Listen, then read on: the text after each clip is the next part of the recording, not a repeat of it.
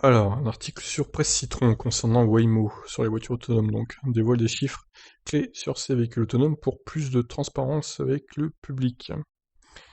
Inconnues sur nos routes françaises, les voitures autonomes de Waymo parcourent des millions de kilomètres sur le bitume américain. La filiale d'Alphabet Google teste ses voitures à cette technologie à Phoenix dans l'Arizona depuis de longs mois déjà. La société américaine a publié un premier rapport massif sur les données recueillies entre janvier 2019 et septembre 2020, des documents qui ont pour but d'offrir plus de transparence au public.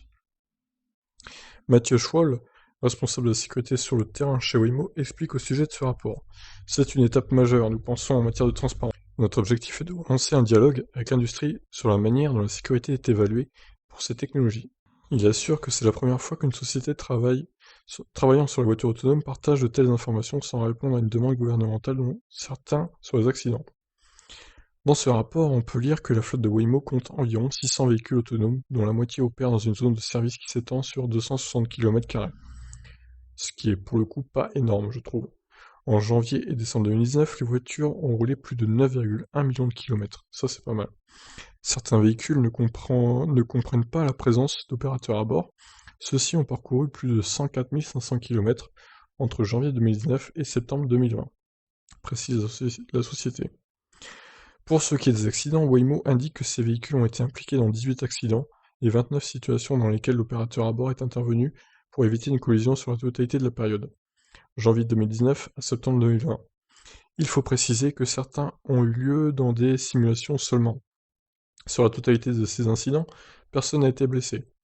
Selon la filiale d'Alphabet, la majorité des accidents impliquent des chocs par l'arrière induits par d'autres conducteurs. Ah bah bravo! La société indique presque tous les incidents ont impliqué une ou plusieurs violations du code de la route ou d'autres déviations de conduite par d'autres usagers de la route. Donc au final, ce serait pas les voitures autonomes qui seraient fautives, ce serait plus les conducteurs lambda, quoi. Si Waymo n'évoque pas le sujet directement, on peut supposer que ce rapport de transparence portant sur les accidents et les technologies de sécurité intégrées aux véhicules est une réaction à un événement survenu en 2018. Cette année-là, Uber a été dans l'obligation de suspendre ses essais après un accident mortel avec une cycliste que la voiture autonome n'avait pas détectée. À son bord, l'opérateur n'avait pas repris la main car il regardait son smartphone. Ah bah bravo, hein, franchement, le mec est payé à faire quoi? À regarder son Facebook, son Twitter, super. Merci, hein. Quel beau boulot d'ailleurs de rester assis le cul dans une voiture autonome à regarder la route et la voiture se conduire toute seule. J'aimerais bien moi, tiens. Bref, en tout cas, bon, ce rapport est plutôt rassurant vu que au final, il n'y a pas eu beaucoup d'accidents et c'était plus des accidents à cause des autres plus qu'à cause des voitures autonomes en elles-mêmes, selon ce que nous dit Waymo. Donc c'est plutôt rassurant. À voir comment ça va évoluer au fil des années. Je vous laisse réagir. Ciao.